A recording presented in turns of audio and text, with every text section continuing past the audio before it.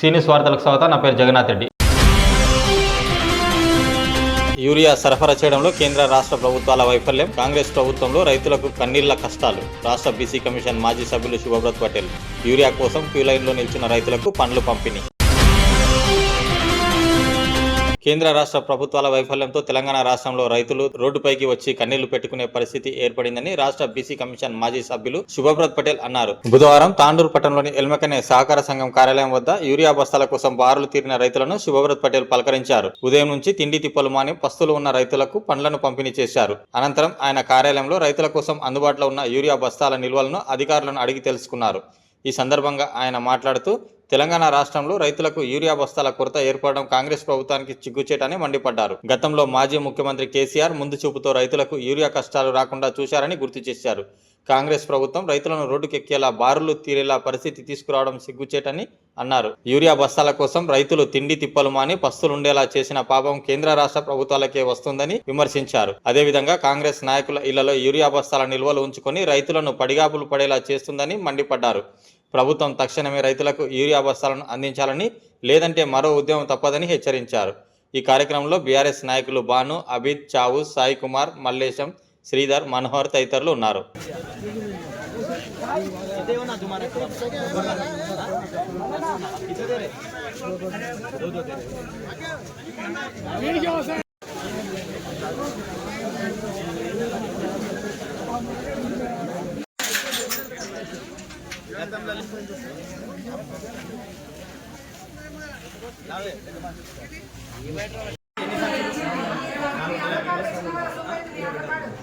ఎన్ని టోకన్లు ఇస్తున్నారు?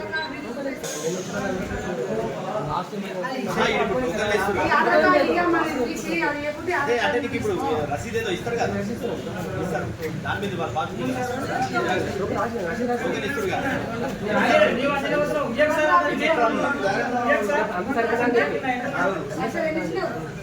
మళ్ళీ ఇప్పుడు ఎందుకు అధికారి మొత్తం మీరు చేసిన 90% మంది స్టేట్మెంట్ ఇస్తున్నారు. రైతులు ఇప్పుడే ఈ రోజు వచ్చినప్పుడు చాలా మంది ఉన్నారు. ఇంత ఇబ్బంది గతంలో రాలేదు కదా.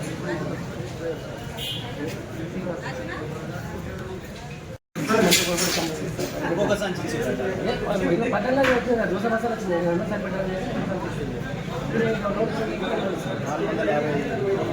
సంచులు వచ్చినాయి ఈరోజు. 600 వచ్చినాయి. ఇన్ఫ్లుయెన్స్ ఉన్న రాజకీయ నాయకులకు అందరు కూడా వాళ్ళ ఇంటికే పంపుతున్నారు. రైతులు ఆరోపిస్తున్నారు. అట్లే పంపుతలేరా? ఎందుకంటే ఇప్పుడు ఆడనేమో వ్యవసాయాధికారి గత సంవత్సరంలో 24,440 మెట్రిక్ టన్నులు పంచినము. ఈసారి 21,100 చిల్లర పంచడం ఆల్రెడీ అని చెప్తున్నారు. వాళ్ళు పంచితే ఇంతమంది రైతులు ఎందుకు ఒకసారి పనిలేదా?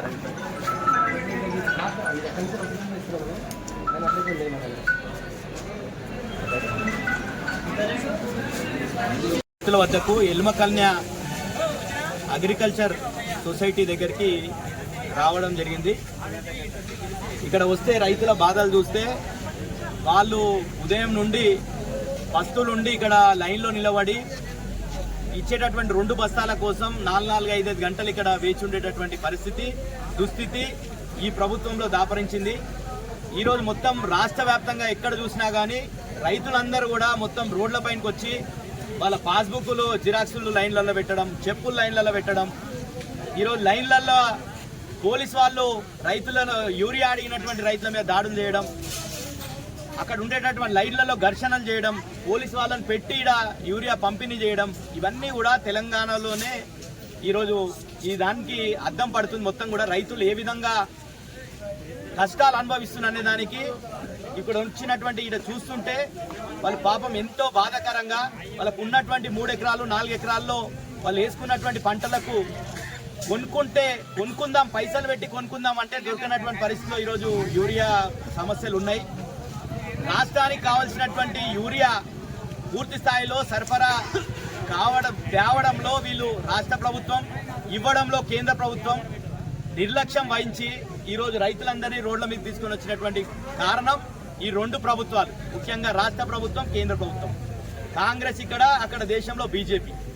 రెండు మేము రైతులు రాజ్యం చేస్తామన్నా, రైతులను రాజులు చేస్తామని చెప్పిర్రు. కేసీఆర్ గారు 10,000 ఇస్తే నేను 15,000 ఇస్తా ఎక్కడికని చెప్పిండు రేవంత్ రెడ్డి గారు.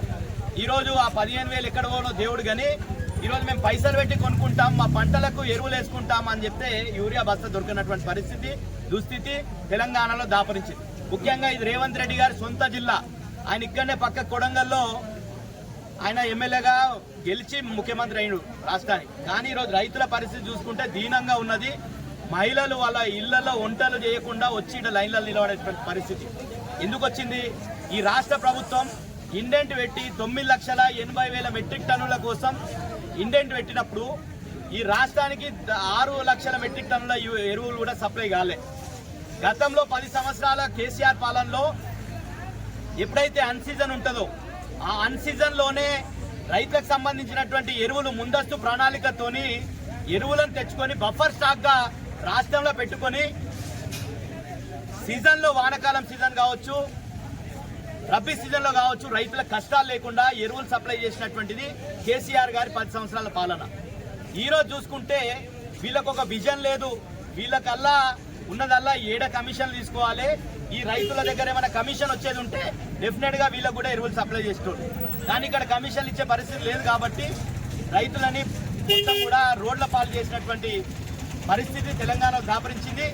ముఖ్యమంత్రి రేవంత్ రెడ్డి గారు పూర్తిగా విఫలమైండు.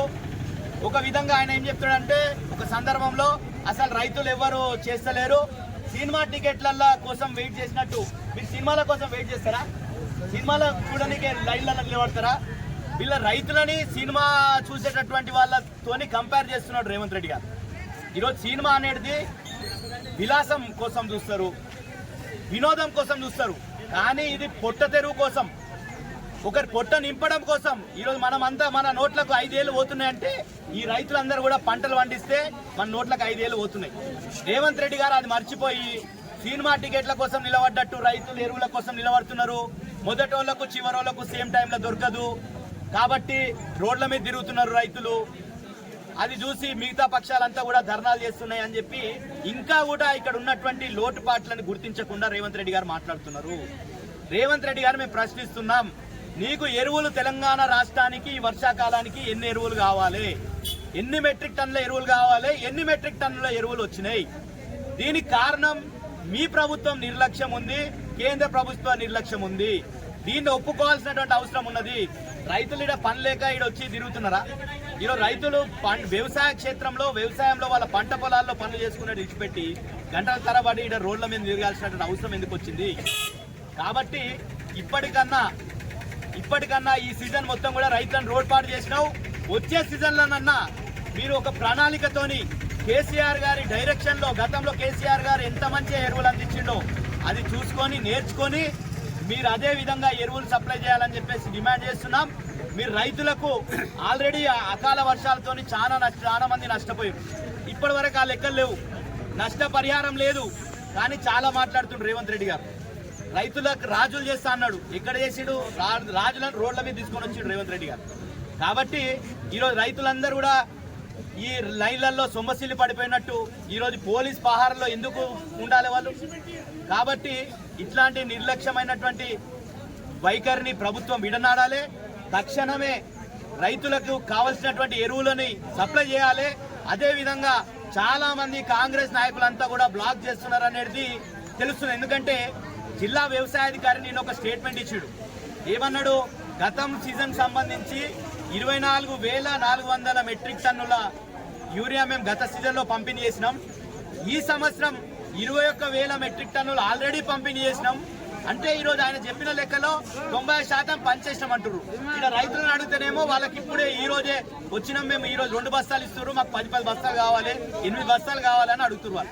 కాబట్టి ఇదంతా బ్లాక్ మార్కెట్ లో ఎక్కడ పోతుంది? దీని మీద కూడా వ్యవసాయాధికారులు చర్యలు చేపట్టాలి. రేవంత్ రెడ్డి గారు చర్యలు తీసుకోవాలి. ఎవరైతే నాయకులు అధికారులతో కుమ్మక్కై బ్లాక్ మార్కెటింగ్ చేస్తున్నారో వాళ్ళ మీద కూడా చర్యలు చేపట్టాలని చెప్పేసి బీఆర్ఎస్ పక్షాన డిమాండ్ చేస్తున్నాం.